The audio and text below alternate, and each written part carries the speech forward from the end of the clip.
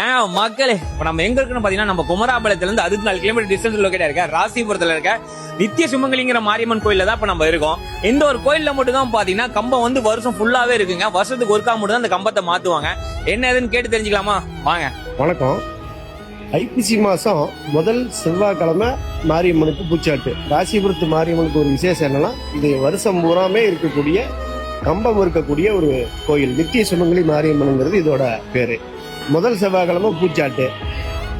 அதுல இருந்து பாத்தீங்கன்னா 15வது நாள் பண்டிகை ஸ்டார்ட் ஆகும். உருளத்தண்டம் போட்டு அம்மை அழைச்சி குண்டை இறங்கி வண்டி வேடிக்கை காமிச்சு சத்தாவரண நிகழ்ச்சி நடந்து மஞ்சள் நீராட்டு நடக்கும். வசந்தோற்சவம் ஞாயிற்றுக்கிழமையா இருக்கும்.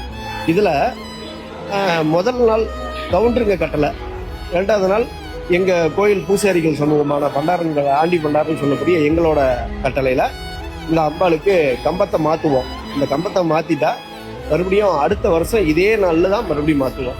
ஒரு வியாழக்கிழமை. இதுல வியாழக்கிழமை நைட்டு கம்பம் மாத்துறப்ப பழைய கம்பத்தை எடுக்கிறப்ப நீர் சோறும் பச்சை வெங்காயமும் வச்சு பூஜை பண்ணுவோம். பூஜை பண்ணி அதை கொண்டு போய் கிணத்துல விடுறப்ப அதை வாங்கினோம்னா குழந்தைங்க பாக்கியத்துக்காக அந்த தயிர் சோறு கொடுப்பாங்க. அதை வாங்கி சாப்பிட்டா அடுத்த வருஷத்துக்குள்ள குழந்தை பிறக்கும் அப்படிங்கிறது ஐதீகம். இது நடந்திருக்குது நல்ல விதமாகவே.